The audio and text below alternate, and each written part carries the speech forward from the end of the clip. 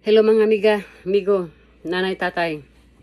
At saka, good morning sa inyong lahat, lalo na sa mga taga OFW. So, good morning sa inyong lahat ngayon. Gabi dito sa pamamahay ko. So, andito na naman ako para distribuhin kayo dahil nag-iisa ako dito, walang kasama, medyo naghanap ng kausap. So, napanood ko yung rally ng INC, Iglesia ni Cristo. Yung speech ni Amy Marcos ay talagang nagustuhan ko talaga guys, 100% I love it. Alam mo kung bakit?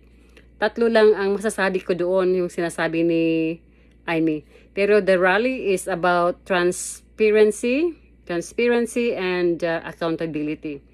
So yung accountability, natamaan talaga si Marcos doon dahil sa speech ni Amy. Dahil yung ka-Amy kasi, straight Sinabi niya ang kapatid niya ay isang addict at saka drug users. Kasi yun ang mga barkada niya Naka-circle ang mga circle of friends kasi niya, mga addict at saka mga drug users at saka pushers.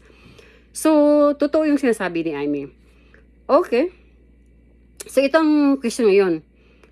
Sinasabi talaga ng kapatid, dapat nga yung mga pink dilaw dahil galing yung addict at saka yung magnanakaw, galing talaga yan for 3 decades sa bunganga ng sa mga mouth ng mga pink dilaw, di ba?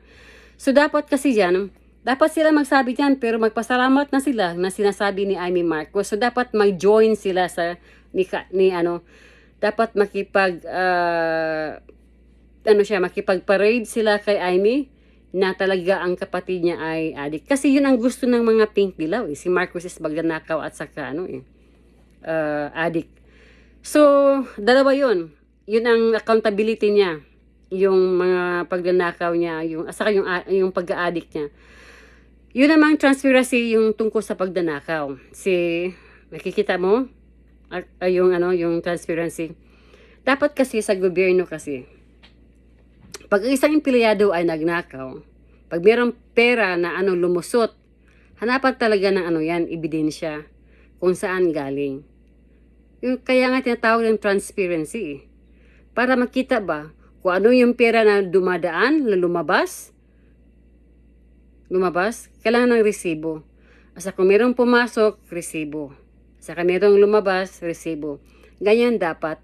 At saka, kailangan talaga malaman ng mga Pilipino na ang pera dyan nakalagay. At saka ipakita talaga yung ebidensya. Kaya lang, ang mahirap kasi noon, 3 decades ago, ito kasing mainstream media tinatakpan nila Alam nilang merong mga anomalies, merong irregularities, merong mga tinatakpan nila. Kaya ito. So, magpasalamat kayo dahil lumalabas na ngayon ang katotohanan, di ba? For many years. Pangatlo, nagustuhan ko yung rally ng INC. Talagang napakaganda sila. Super quiet. Hindi sila chaos. Nakig-join lang sila sa rally kasi yun na nga yung tungkol sa magnanakaw at saka drug addict na presidente. Kailangan talagang paalisin talaga yan. So, sino bang ang may kakayahan na paalisin yan? Sabihin nyo INC, sabihin nyo pink dilaw. Pero, mag-ebidensya na muna, di ba? Proof. Walang proof magagawa Dahil, hindi accountable yung mga group of circle of friends ni Marcos Nagtuturuan sila, at saka nagtatakipan sa mga ginagawa nilang mga tarantaduhan. So, wala tayong magagawa dyan. So, talagang hindi mapaalis yan si Marcos dahil walang ebidensya Nakatago Kailangan mayroong proof of evidence. Kung sino lang talaga ang makahanap ng proof of evidence, kahit sinabi yan ni Amy, hanapan. Yung mga pink dilaw kasi sila ang salita nila yan for 3 decades Kaya nga ang Marcos hindi lumalabas dahil galing sa kanila yung salita na yan. Si Amy lang talaga kahit kapatid niya, hindi siya nakipag-align sa kapatid niya. Ang gusto niya, kung mamuno ka is for the good of the country and for the people, hindi yung pampolitiko. So, yan nagustuhan ko guys, accountability, transparency, tungkol sa pera sa pagnanakaw, at saka yung rally ng mga INC, napakaganda. Hindi katulad dun, alala mo ba yung panahon 3 decades ago, panahon ni Senior Marcos? Diba, Pinaalis yun, tapos nakita mo yung mga madre at saka yung mga pare, naka-holding hands, na talagang gusto nilang paalisin si Marcos. Yan. So nakita mo yung kaibahan? Yun chaos rally yun Kaya napaalis si Marcos ngayon naman, sinama si Marcos, drug addict na, tapos, yung INC is very smooth yung rally nila. So, ano ang masasabi niyo guys sa kaibahan itong dalawa? Diba? So, sino sa kanila ang pinaka the best na mag-perform for peace? Talagang INC, di ba?